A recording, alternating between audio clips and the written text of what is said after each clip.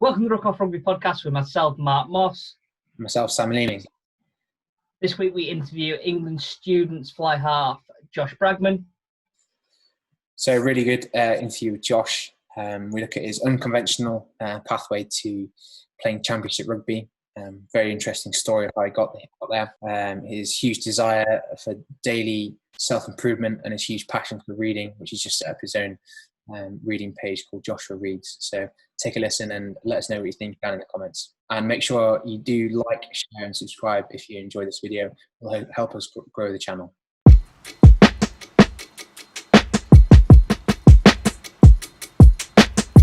Josh, welcome to the Ruck Rugby podcast. Great to have you on, mate. How you doing? Yeah, I'm very well, bro. How you two guys doing? All right? Yeah, good, mate. Good, very well. Steady. So for people who don't necessarily know who you are, tell us a bit about yourself for people who don't know. Yeah, bro. So my name is Joshua Bragman. I'm 25 years old. I play a little bit of rugby here and now and then. I was born in South Africa, but I grew up in a place called Hartlepool in the northeast of England. You will not have heard of that place, but it's okay. Don't worry about it. You don't want to either, really, do you? Yeah, there's not much going on there. The monkey hanging. We found a spy and we hung him. That was it, really. That's all that's going on. But yeah, it's pretty much it, bro. You got a pretty interesting story with your rugby journey. I suppose, yeah, where did it start? Did you start, obviously you went to school in South Africa, but tell us a bit about that and how you've got to the UK. We'll go into a bit more detail as we go. Yeah, bro. So I've actually always been in the UK. I moved to the UK when I was 1. So my mum's English and my dad and all my brothers are South African, and they met out in South Africa. Her mum took her out there, and then they moved back literally when I was 1 year old. So I pretty much grew up my whole time in Hartlepool. But rugby pretty much started for me. I started when I was 5 years old. I'll say it. I don't normally tell many people this, but I'm about to tell 100 people. So I had cancer when I was 10. I played rugby up until then. Had cancer and then took like 2 years out, played football, take of that what you will. Then came back to rugby. And when I was about 16 and a half, I was at college, Hartlepool Sixth Form College. And it was then when I decided I want to try and like push rugby as far as I can. So that was when my rugby journey seriously started. But so I finished college when I was 18, moved out of South Africa. So in the middle of college, I'll touch on that quickly. All my friends wanted to go on a lad's holiday, but I wasn't really keen. But my dad said he'd use the money I was going to use for the lad's holiday that he'd saved up to send me to an overseas rugby camp in South Africa. Now, anyone can go on it. You just pay, you sign up, you pay your money, you do your 2 weeks. And then at the end of the 2 weeks, they asked me to stay on for another 4 weeks. And they said they'd pay for half of my accommodation, stay there. Luckily, my dad was able to afford it. And then I got a scholarship to join the Sharks Academy. So I'll explain it as well. So there's the Natal Sharks, the Super Rugby side. Then they've got like a sub-franchise that, again, you can pay to go in. Anyone can join it, where you literally do full-time rugby. So you do academics from 7 till 9 in the morning. And then from 9 to literally 2-3 o'clock, you just train all day. So there's these 18, 19, 20 and 21-year-olds literally just jamming rugby the whole day. You get some professional coaching, some just amateur coaching, and you get your lunch and whatnot. And you're literally a full-time rugby player without being paid. You've obviously got to pay to be there. So I did that for... Well, let's say that starts around, so their season starts around February time.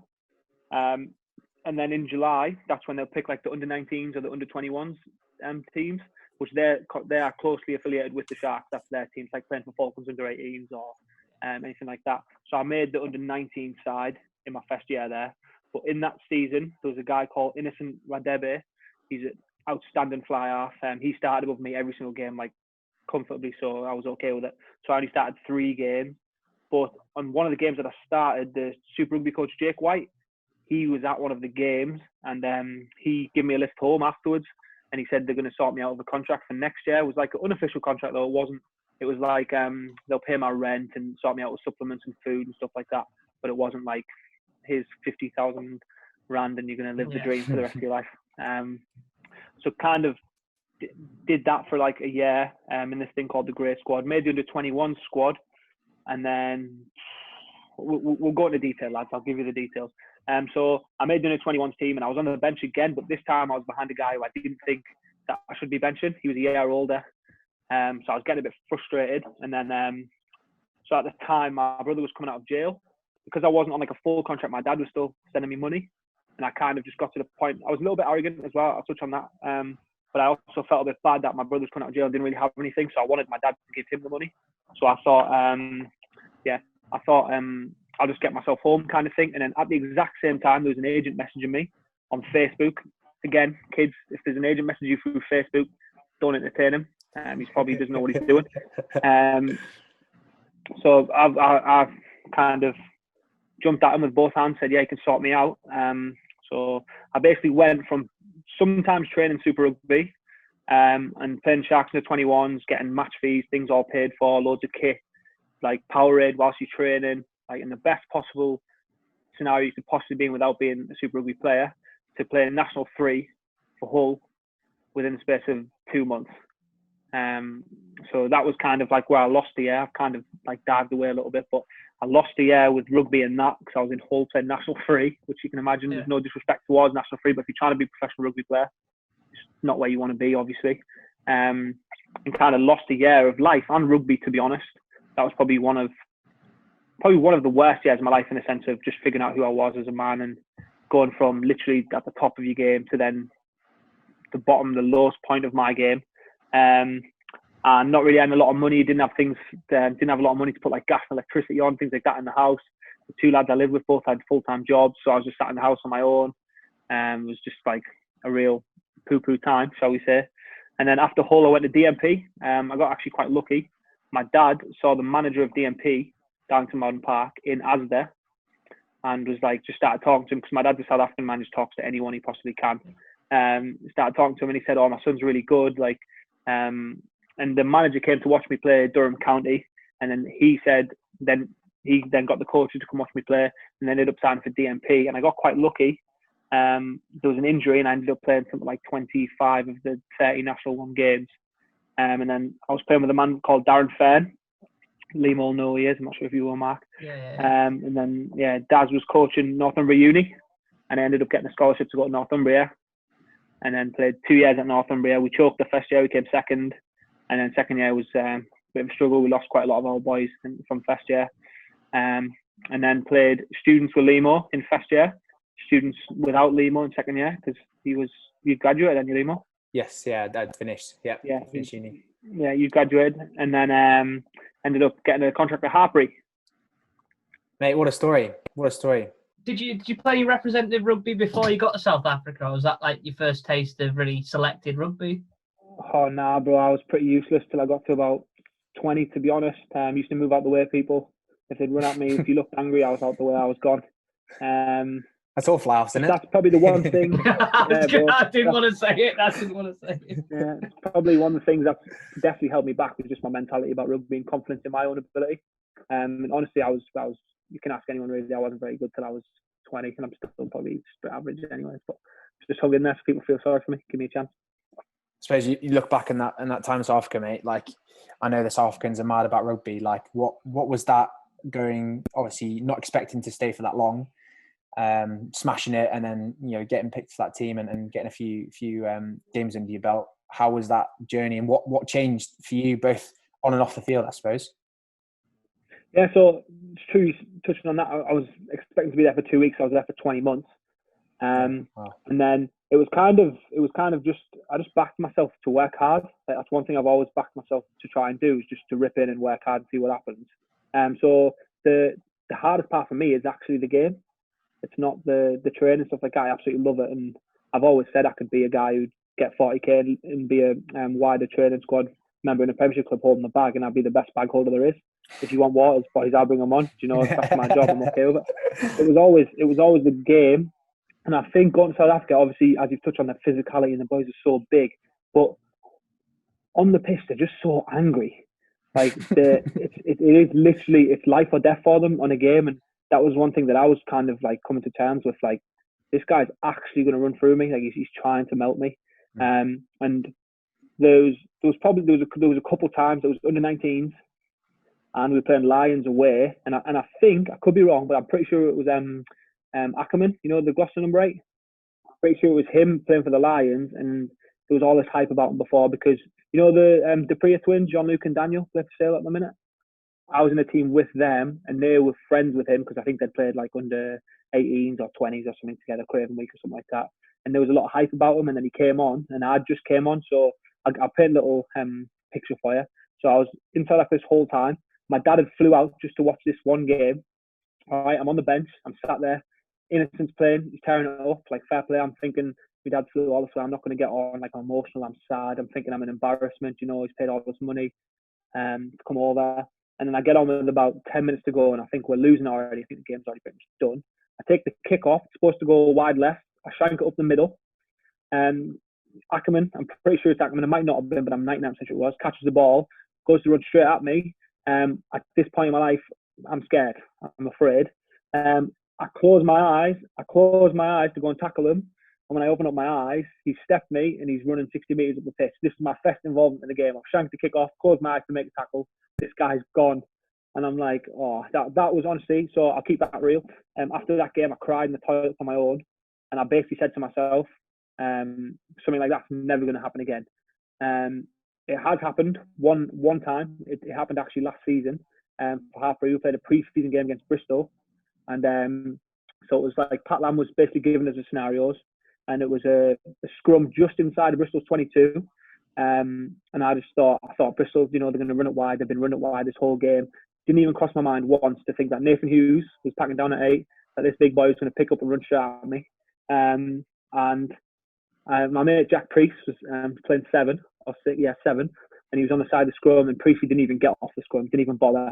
Nathan Hughes moved so fast and ran straight at me, and I was honestly like a deer in headlights.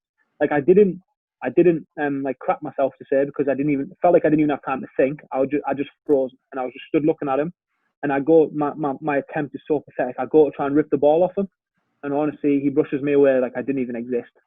Like, I thought I was having an alright game as well, but when that happened, I just had a feeling Pat Lam's looking at me and thinking, this kid is a joke, get him away.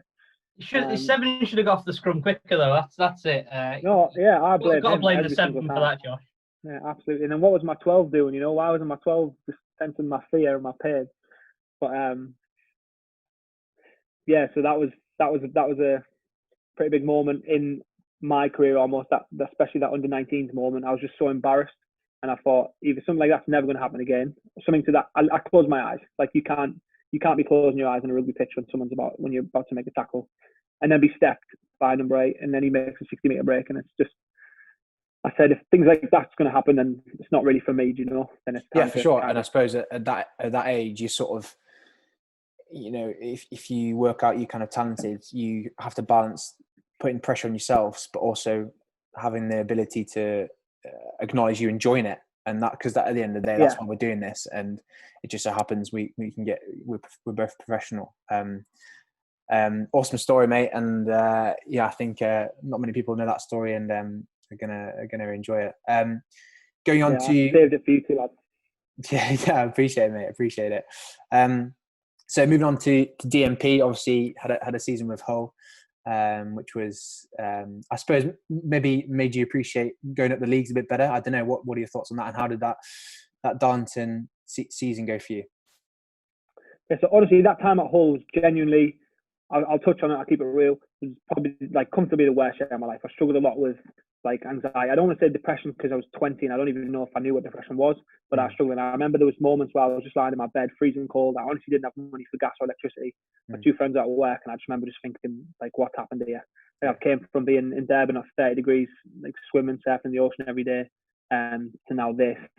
Like, what have I done? Like, this isn't for me, kind of thing.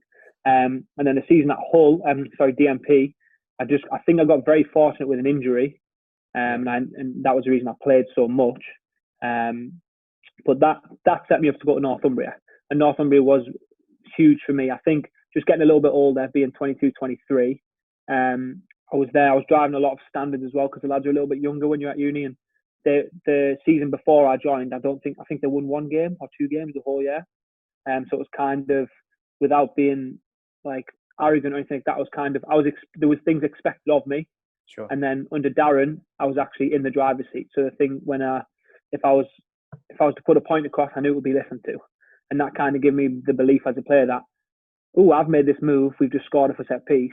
or I've put this move in, it's kind of like, oh, maybe I actually can like give some input and add something from a leadership perspective and from a personal perspective, not just physically playing rugby.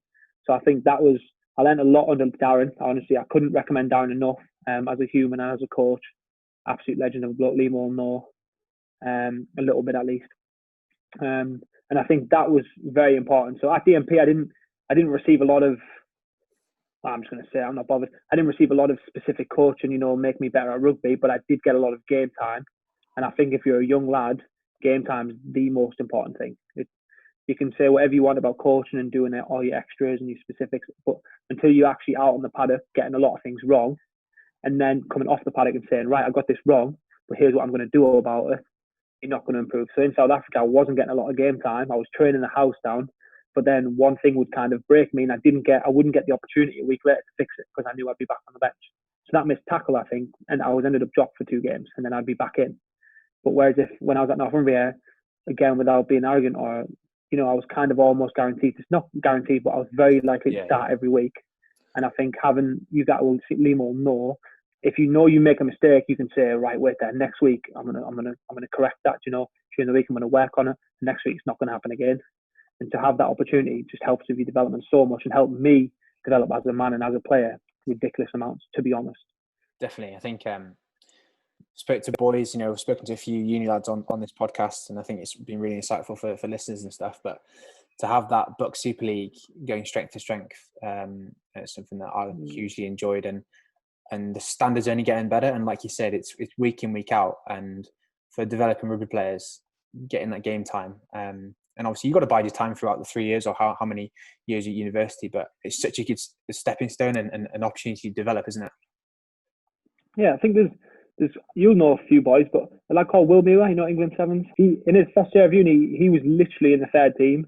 Second year, I was in the 2nd team, and then I think he kind of just broke in the first team in his 2nd year, and then in his 3rd year, he played in the first team. He was unreal. Like the reason we came second, he was a big part of it. The way he catch kickoffs, like his desire, his graft, and then off the field, he was always trying to learn so much, like just trying to sponge everything he could.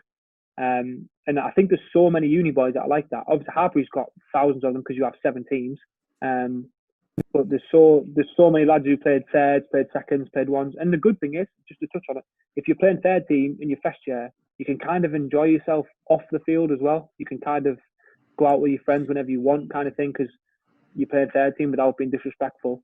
Whereas once you move up to that first team standard, I know some lads who are in their first year playing first team, you don't get that initial uni experience that you were probably after. Mate, you kind of went to uni. Spoke to our mate Max on the other week on the podcast, and mate, in the 2nd year when we played students with him, he started off in the 3rd team. So it just shows mate. And I suppose university system is very unique in that sense, but I hope that club rugby and things outside of rugby are keeping an eye on things and still giving opportunities to those younger lads. And I think they are, because that's not everyone's going to go through the university path. Yeah, but I think from a personal player level, is lads don't need to rush it. It's so easy as a player to be like, I want to be playing, I should be starting. How can I do this? How can I start? It's like, to me now, I'm only starting to literally play my best rugby and working on things I need to improve on that I'm confident and I know for a fact I will improve on them now when I'm 25. Like when I see like Limo, how old are you, Limo? 22? 22, yeah. Yeah, when I see a 22-year-old like you, I'm like, Limo's so much better than me when I was 22. And I'm thinking, if he just sticks in and be patient, by the time he's 25, where could you be?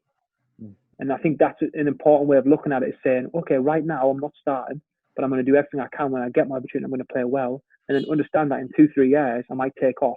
The good thing that I looked at was the 2011 All Blacks team, obviously that won the World Cup.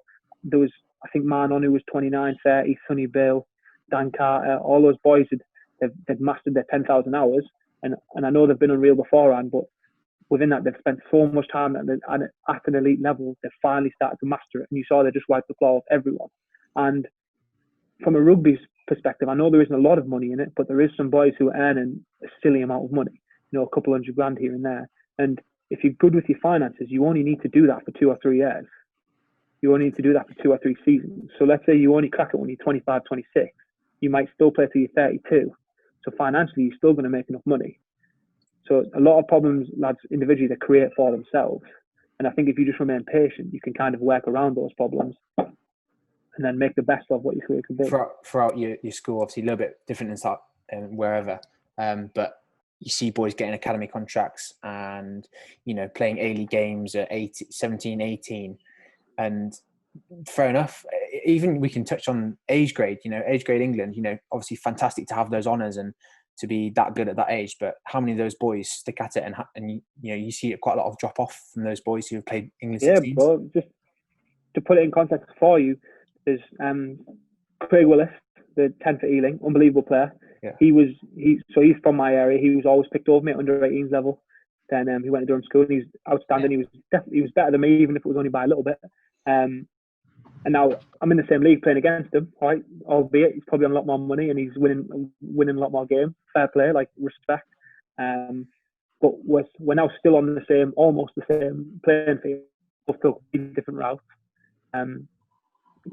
It just shows that everyone's route's going to be different. So if you don't get picked at 18s or 20s or 16s, whatever it is, there's another way there. There's another route there every single time.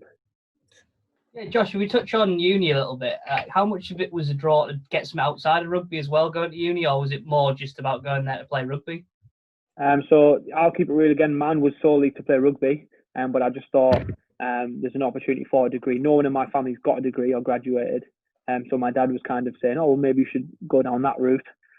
So I did that, and I chose to do a business degree, just a nice broad degree that once I graduate eventually, I can kind of take it where I want to. But for me personally, it was solely for rugby, and it kind of worked out in the sense of I did get an opportunity with Harvey afterwards.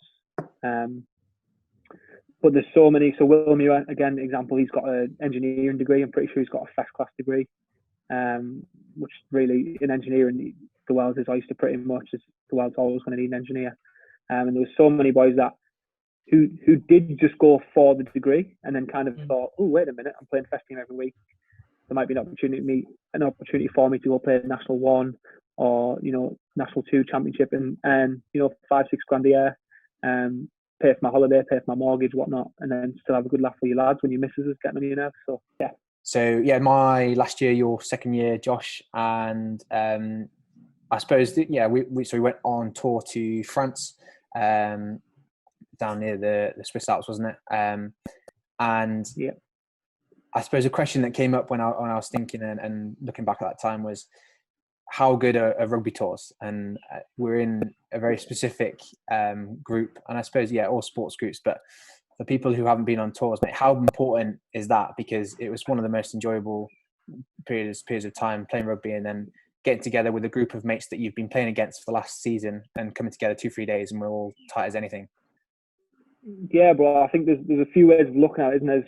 You can look at like the Harpy bubble and you can think, oh, the Harpy lads, they're not very cool, they're not very nice. And then you find yourself literally spending 2 weeks with them every single day, laughing, non-stop laughing.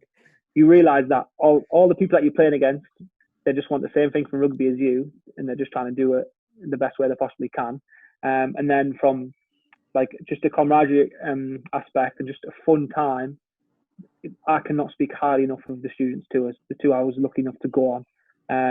They're absolutely unreal. They're everything that you'd hope for. In my opinion, they found the perfect balance between rugby and a social life element.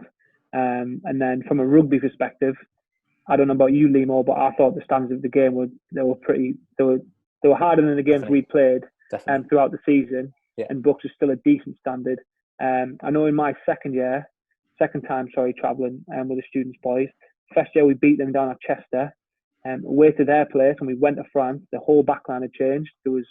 I think the back three was all signed at Clermont. The 12 was signed at Racing. The 10 had 30 plus caps in the top 14. The number 8 was signed at Racing. They brought in these big boys, and we still gave them everything we had. And to be honest, if we hadn't, logistically, we flew out something like 3 o'clock in the morning, 3 days before the game. And as you can imagine, the last 20, we just absolutely we were done for. In all honesty, if we would have probably had a better flight time, we'd have been able to hack it with them, and we could have easily won.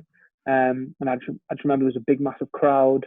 They brought out this chicken beforehand, because they've got the French badge, got the chicken on. They had this live chicken, and I remember I've got a mate called Conrad Cade. He plays at Leeds Beckett, signed at Falcons. he's Good just lad, one of the Conrad. funniest, one of the He's a funniest good lads. lad, Conrad. And he's like one of my best mates. And I remember just looking at him and looking at this chicken, and me and him just like coming from the background that we're from. I'm thinking, why has he got a chicken? Like, what is going on here? And you've got these people all so I'm dope and serious, and then it's me and Conrad just laughing our heads off, thinking, why has he got a chicken? It's on a little leash running around, just thinking, yeah, I couldn't honestly speak highly enough of those two. I think they have cut the funding, haven't they? Which is a huge shame, because it was such a target, not a target, but such a iconic way to finish the season for the students' boys, and something to aim for, to get a representative cap off the back of playing university rugby. That's huge. It's still playing for England, isn't it? At the end of the day, it's a big honour for you guys that you've worked so hard during your time at uni to get that place you both got in. What was it like with inter-squad competition within for game days? Obviously, you said that off the field you all got on really, really well. From two people that were playing the same position on that first tour of yours, Josh, how was it trying to start ahead of Limo? Limo, how was it for you trying to start ahead of Josh? How was that for you guys? Yeah, bro. So I think one thing that makes it very easy was that Harbury were in the final and we weren't. And the final was in our Fest 2 was something like 2 days before you flew out Limo or something like that. I think it was on the day, wasn't it? Because you were all there. Yeah, it was something mad. I know you guys had a care for uni the night before, and we had to get by 11 or something like that. We had to get in and miss the celebrations after the final, which is pretty gutting. But yeah, again, which is mental. But luckily, because the students are so the two are so good, you kind of almost makes up for it. Yeah, exactly. So it was almost like Limo couldn't really start because he'd played a game 2 days before or 1 day before, and then he would miss all week's training. So it was kind of easy, to be honest. But then, how do you describe it? I think in our Fest year, I don't know if the team was as specific as what it probably should have been, in the sense of our identity of how we wanted to play and which type of player in this position. But then going into the second year, the type of team that Darren Fern picked was very specific to how he believed we were going to beat France. So then with the dynamic, you almost had two polar opposite people at like 10, 12, 13, things like that. So you kind of knew by the way we wanted to play almost who was going to be picked, at least in majority of positions. But I think, to answer your question briefly, it kind of took away from it because Limo had played a day before. It wouldn't have been physically possible for him to start 2 days later and then start again 4 days later. So either way, we knew kind of one of us was going to play either or. Yeah, same for me really. I think I thoroughly enjoyed picking the brains of Josh, and other players. I think for someone, you make your assumptions with players, and you make your assumptions, playing against people because you don't know them personally, and then come on to tour like that and just get inside people and get to know them better. It's such an enjoyable experience. And no, do you want to touch on Darren Fern a little bit? Obviously, he's done some really great things with Northumbria. Now going to Newcastle. Then he was picked to coach the students team this year, and obviously it didn't happen this year. But that's 3 years in a row that he's been chosen to be England students coach. Why do you think he's been picked in these roles? Yeah, but I think he's exceptionally honest and authentic in the way he goes about things. And I think as a player, from a player perspective, that's all you want from a coach. If you're not going to get the 1v1, the specific elements, and you just want honesty, if you're not being picked for this reason or what can you work on, just honest open reasons. And he's very good with that. He's a very good people person, people manager. He manages players very well. And then from a rugby specific side, he's very smart. I remember playing with him at DMP. He was a prop, and I remember I'd catch the ball and he'd have Daz telling me what to do. I'm thinking, how does a prop know what to do? But he's just so switched on in the way he plays rugby, and that's basically why he was obviously played top level. So yeah, he's a very, very switched on individual, very dedicated. And my biggest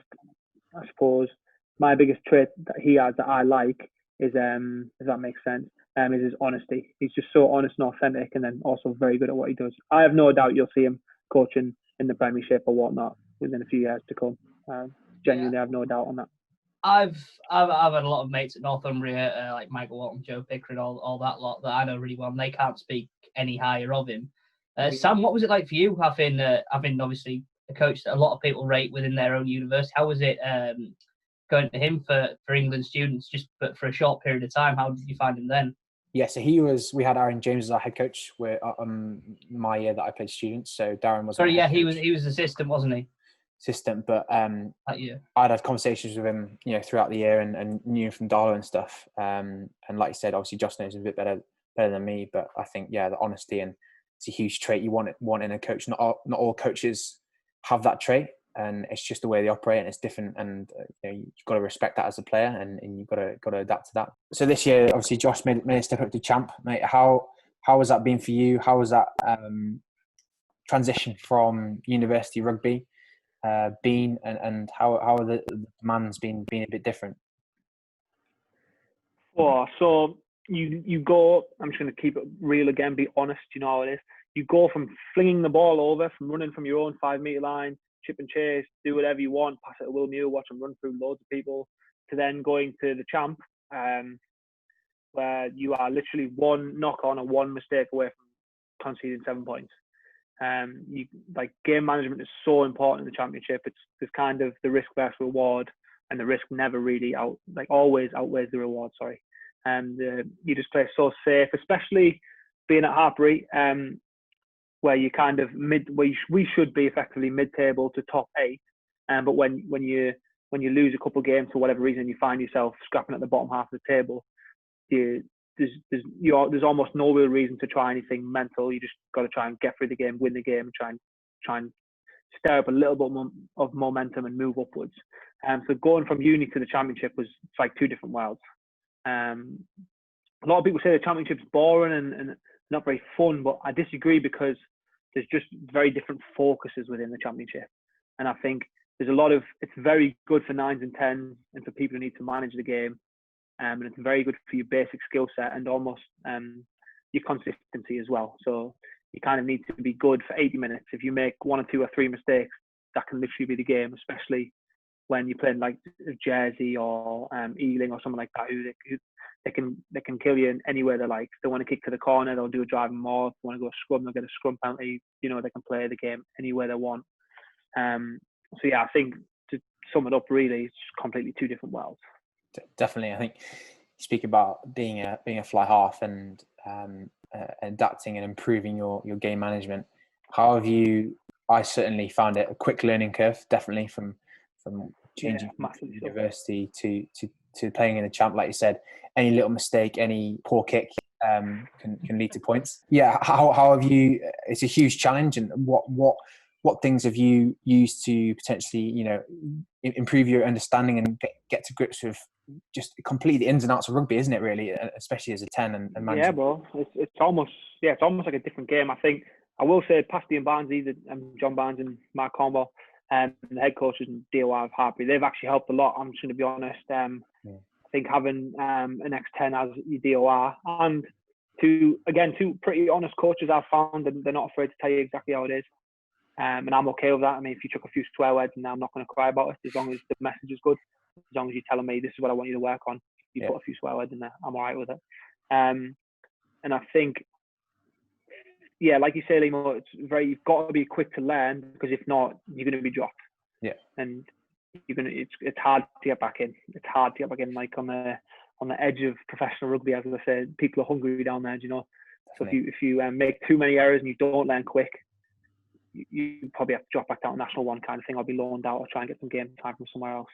Are you full time there at Hartbury, or is it more of like a semi-pro deal that you're on? So there isn't really a full time, Mark. So you train at 7 o'clock in the morning, and then you have training and gym straight after it, and then you're done for the day. Because it's basically so lads can get to work for 9 a.m. if they need to. So they've got a full time. Do you work alongside that? I work in the sports academy, just on reception. Just giving people ice bags and showing you where to go and whatnot. It's outstanding. But for a couple of us, there was a group of us lads, like Max Clemmell, he's huge for it. Will Crane, a few boys like that. Harry Wilson, those boys are always doing extras around 11 o'clock. So we try and get an extra session in between us around that time. But as far as full time, I'd probably say it's not full time, Limo. Is that fair? Yeah, no, I'd say it's definitely. It's funny though, because Hartbury's probably got one of the best, apart from Newcastle, Ealing, whoever's at the top table, have the best facilities in the league, and that's something that I'm hugely grateful to use those, using the 3G, no worries about getting your kit like muddy, wearing FG boots all year. But sorry, just go last point, Braggers, just on people say that the champ's boring, but I suppose it's gaining those little wins in a different way. I think if you put in a good kicking strategy, especially as a 10, what I found is gaining those little rewards, putting a good kick in, and either gaining territory or delivering good territory for your team. Just a good pass, bro. Do you know what I mean? Yeah. Just clean passes the whole game. Yeah, just making sure your forwards can run on the ball and not go behind them. Yeah. It's just a difference. Then you get a good carry, you get a good ruck. Either you get a penalty at that ruck or you get another ruck which gets you another good carry. And it's those little tiny margins that actually makes us huge differences. It's not making a line break going 60 and step on the fullback, which Limo does every week, but I don't. It's literally about making sure your passing's consistent, making sure your kicks to touch are going out, making sure you kick off the on point kind of thing, and then making sure you just play in the right areas. Definitely. So, you mentioned just then about doing a bit of work alongside, and spoke to Max Clem about it, and he's big on self-improvement. Now, rewind maybe a year and a half, Cruisy JB was on the scene. Doing, for those who don't know, just doing a bit of a gaming stream, and now you've just set up your sort of book review and little hub of sort of self-improvement, mate. Talk us through that, and talk us through that change of mentality, almost, isn't it? Do the people want to hear about Cruisy JB or not? Is that what you're asking? I'm quite interested on Cruisy JB. I don't really know what it is. So yeah, go for it. I'll make it quick on Cruisy. So Cruisy I was at uni. Not many people go to uni and attend all the lectures. I was one of those people who didn't. Had a lot of spare time. Started gaming. I was spending a lot. Probably, I'll be honest. I was spending about 10 hours a day on Xbox, like every day. My girlfriend lived about 45 minutes away, and I was on a weekend. I was like sad because I knew I had to leave my Xbox and go see my girlfriend. Like, I love my girlfriend to death. I love her to death, but I was like, I really just wanted to play Xbox. I was like so addicted. I was just spending so much time on it. And it got to the point where people kept saying like you're so good, you should stream. So I just started doing Twitch streaming, which is kind of like this, what we're doing, but you watch my gameplay. And I actually started earning a little bit of money from it. I was getting like £100 a month from just playing games. And so I was just absolutely flying into Fortnite like every single day, like without fail, every day. Apart from when I had to come see my girlfriend. But then we transitioned. So last summer, I went vegan for a little while, a vegetarian, and I ended up coming out with an iron deficiency.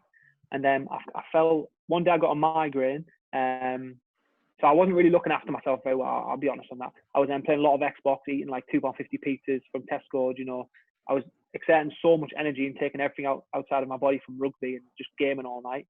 And then I wasn't putting anything back in. I ended up got a little bit ill. And I couldn't game. I couldn't look at screens or anything for like quite a while. I was getting migraines and headaches all the time. And then I'd signed the contract with Hartpury, so I knew I was going into rugby. And then basically once I got to Hartpury, I kind of just didn't want to risk getting headaches or migraines because I wanted to be able to trade. So I basically just went cold turkey on gaming and stopped gaming. And then it was about probably when I turned, so probably got through majority of the season, and I started my Joshua Reeds on Instagram in March. But when I turned 25, that's when I kind of said, I'm going to do everything I possibly can, to tick the box and to get prepared properly to try and be a full-time professional rugby player. So my goal is to be in the Premiership, and I decided from when I was 25, I'm going to do everything I can. Like no more messing around, no more playing games, literally and figuratively. Now it's time to switch on, and that was when I've always been quite. I've always wondered why I think the things I think and the way I am as a man and as a boy when I was younger. So it became kind of important for me to try and figure that out. So I just started reading little bits of psychology and little bits of like books that would kind of shine light on that, but without being too academic. And I kind of just fell into the habit and thoroughly enjoyed reading books and learning stuff. So I thought, not enough people read. At least no one that I knew read. If I said I'm reading a book, they'd probably punch me in the arm and say you're a loser. Well, it's bookworm, isn't it? It's that culture that's changing, mate. 3 years ago when we were in school, it's like, oh, what you reading, you bookworm, But 100% it's changing, and you're a part of that, and it's class. Yeah, and I just think it became so important to me as a man, like to learn about why I do things the way I do, and also to get better. Like when you don't come from a strong financial background, you haven't had people teach you about money, taxes, you know, about buying houses, all these things, about being good with your money, and you just think that, oh, I've got an iPhone, a nice watch, he's rich, you know, things like that. So you can get all those lessons from books. If you have any other problems, you don't know why you've got anxiety, you don't know why sometimes you can't sleep, or you want to know why you sleep or why you do things the way you do things, you can read a book on it. It costs £5, £10. It's free almost. You know, you can get, there's so many ways and around things of paying all this money for a degree, when, to be honest, you can learn all of those things, and probably more so and more in depth if you just self-teach yourself reading through books. And it's something that I'm so passionate about now, just because of how much it's helped me. That I just kind of want everyone to read. And touching on Lemos from a business aspect, like you say, if you say I've read 20 books a year, if you couldn't see my face and I was like, I've read 20 books, you'd probably think I was going to come on, you know, glasses, like real skinny, pale, just live in my room reading books all day. But then when you see, oh wait, a rugby player, he's in fairly average shape, but he's tall nonetheless, reads a lot of books, you can kind of think like, oh, it might be a little bit cool, or, you know, maybe it's worth looking at. And so I think from a business aspect, you have that niche being a rugby player and reading. And there's a lot of, like, the revenue of books every year is higher than music, it's higher than movies. Like, there's a lot of money to be made within the book industry. I think people don't really recognize that as well. So it kind of just made sense for me, in all honesty, to try it at least, see what we can do. But first and foremost, the most important thing is just self-improvement, daily self-improvement every single day. And I believe a good way of doing that is through books and through exercise, and then socializing with like-minded individuals. Awesome. Yeah, So definitely agree. Obviously, you've got a massive passion there for your books. Have you ever thought, is it ever come into your mind about writing anything, or is that an ambition of yours to get any writing done? Yeah, well, it's definitely is an ambition to write a book. We've got a few things up my sleeve and a few concepts and ideas. I don't physically know how to kind of start writing your book, if there's like a standard way, or if you just kind of like start writing and then piece it all together. But I've got a little diary, a little 6-minute diary. You wake up 3 minutes on a morning, 3 minutes on a night, because everyone says, oh, I don't have time to do this, I don't have time to do that. So there's a little 6-minute diary that I got from Amazon, and you literally just put down on a morning things you're grateful for, how are you going to make today a good day, and then on a night it'll be, you write down what your good deed for the day was, how can you improve tomorrow's day, and then I think it's one more thing that you're grateful for. And I just think just taking a little bit of time out to just decompress and kind of express those things really puts you in a better position to have a good day and to be focused and be present on what it is the things that you need to get done. it's and without reading, I would have never learned about them. Sure, I suppose there's so many topics we could go into, but you've read Atomic Habits, haven't you, Josh? Have you read Atomic Habits? I haven't read it. I've got it on my bookshelf. Is it on your list? Got it on my bookshelf. One thing that I think I'm interested to hear is, since your this journey, this reading stuff, and you started changing your habits, you know, going away from gaming, that's quite big, and I suppose that was quite hard to do a little bit. But since changing that stuff, have you found it easier to change other habits with your lifestyle and your thinking? You know, what have you managed to change for the better alongside that? Yeah, bro. So I like statistics, and I like kind of like the facts and the hard evidence and stuff. And it says that you take 66 days to change a habit. And I think once you kind of change your first habit and you realize, well, I'm quite enjoying this, it kind of highlights all your bad habits as well. And I think, like, we both know, all three of us know, that spending 10 hours a day on Fortnite is not healthy. It's not good for you. The only thing that would change that is if you win in Fortnite tournaments and earn thousands. Then it's like, yeah, I spend 10 hours a day, but I'm earning thousands. I put myself in a good position for the future financially. However, physically, you're still not going to be healthy in 5 to 10 years. You know, you're going to struggle because you've been gaming your whole life, not doing anything else. So once I got lucky with the gaming thing, that was kind of got a bad head, had 9 deficiency, couldn't game, created a new habit, luckily, through rugby. But I think, like you say, once you get that first habit out the window, you kind of work on other habits. So then I created a habit of reading, make sure I read in between. When quarantine first started, I was reading something like 80 to 100 pages a day. Now I'm reading anything between like 20 and 100 pages every single day without fail. Make sure I read, make sure I'm stretching twice a day. They're all habits that you kind of implement in one after another. And then before you know it, you've got half your day packed with everything you need to get done. And then for the next half of your day, you can do whatever you want with it, because you've had such a productive, let's say, 6 hours. And I think it makes sense for everyone to be like that.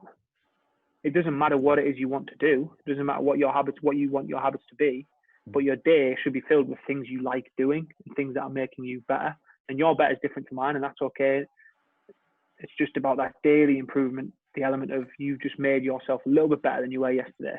Whether that's gaming, whether that's rugby, whether that's being a barista, whether that's being a lawyer, it doesn't matter. But everybody is capable of bettering themselves. And for some lads, it takes, lads and ladies, it takes 1 to 2 years, 1 to 2 weeks. Some people, it takes 10 years. But if it's something you truly care about, you should be prepared to experience every emotion, and eventually you will land up at the desired destination. And I think it's the thing that I'm most passionate about is coming from the background I come from, being around the people that I used to be around, is you are capable, and it's literally in your hands and nobody else's. There's going to be setbacks, things are going to go wrong, but that's life. And I think that's probably why I'm so passionate about it. And I think just you start small with your daily habits, and before you know, when you look back, major things might have happened and there's major changes. That's awesome. I think there's no better time to have installed those habits within your psyche and seeing change. Do you look back and reflect on those kind of things now? And I imagine you're quite proud of the things you've changed, even in, what was it, maybe 6 months? Well, a little bit longer. So yeah, bro. Yeah.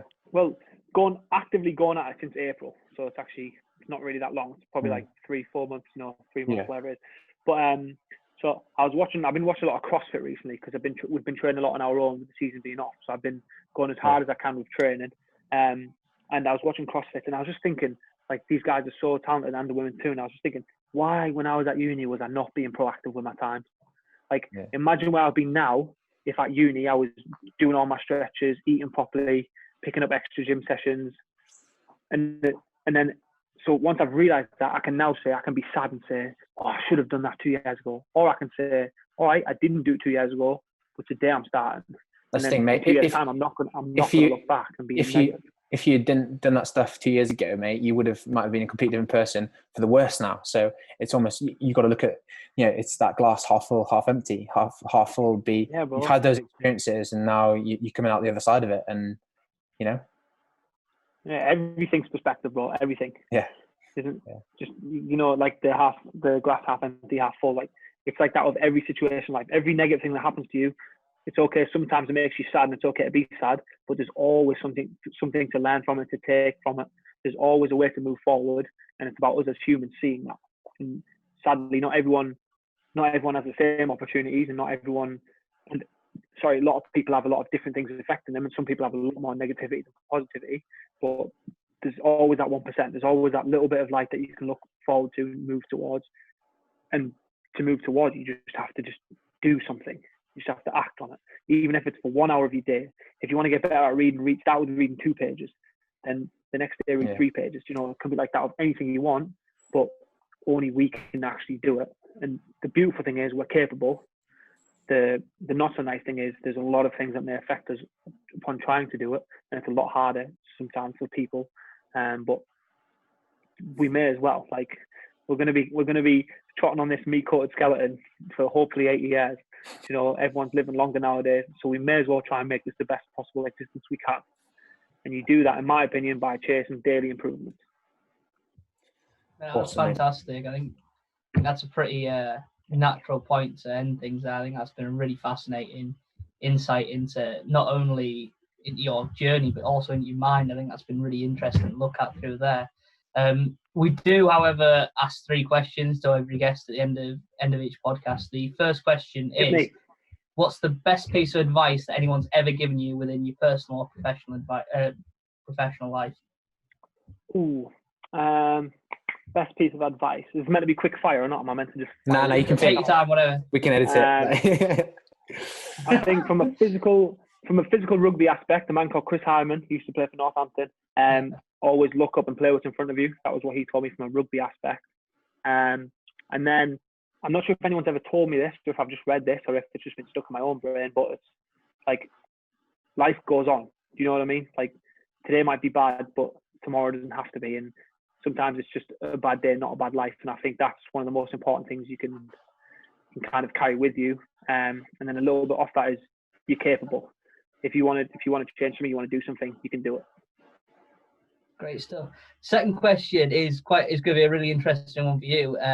Like we've asked Peter what books and series have been watching. Obviously, you read a lot of books. What single book would you recommend for anybody watching this video to go out and have a read of? Ooh, that's a good question. So last year I read only 3 books. This year I've read 20 so far. If I was to pick a singular book, it's very, very difficult. I'm going to go with, so I love Shoe Dog by Phil Knight. I'm going to build these up. This is like my third place. Shoe Dog by Phil Knight, outstanding book. Story of Nike, all that. So I really love at the minute a book called The Stranger in the Woods. It's about a guy who just basically had enough of society and decided he was going to go live in the woods. The Stranger in the Woods. I'm not going to ruin it for anyone because I want you to read it. Amazing, amazing book. And then I can't give you a best book. I'm very sorry. It would be too disrespectful to all my other books. I'm currently reading the one called Putin's People, Vladimir Putin, the president of Russia. And it talks about his crazy ways of how he became president and how corrupt Russia is. So that's pretty cool. And final question is, what's next for Josh Bragman? What is next for Josh Bragman? I'm going to use this as a little manifestation type thing. A very, very good season with Hartpury. And the Premiership contract. That's what's next in my rugby aspect. From a personal life perspective, what's next for me is continuous daily improvement, continuous expression of gratitude, and just being okay with what life has for me, and just being grateful for everything that I do have, and avoiding any negative vibes. Cool, sexy vibes only. That's what's excellent. Next. Yeah, Josh, if you want to look at your journey, so follow you, where can they find you on social media? Obviously, with both your accounts. Yeah, well, don't worry about my main one. It's all right. That one's boring. Just hit me up on @JoshuaReads. If you search Joshua Reads in your Instagram, we all know how to do it. You'll see me over there. I've been blown up the last couple of days. I've got like 200 followers in the last week or so. So you might want to get on board early before I take off. Sam, where can they find you? I'm @SamLeeming10. Just boring rugby stuff on my program. Oh, you're good at rugby when you put a 10. Hey, I've changed it. Josh, I've changed it. All about the marketing, bro. All about the marketing. It was Sam Lehman 22, which is his natural shirt. He's got to look at the positives, hasn't he? Get that change quick. 22. Yeah, and I'm Mark Moss 1996. Cheers. Thank you for watching.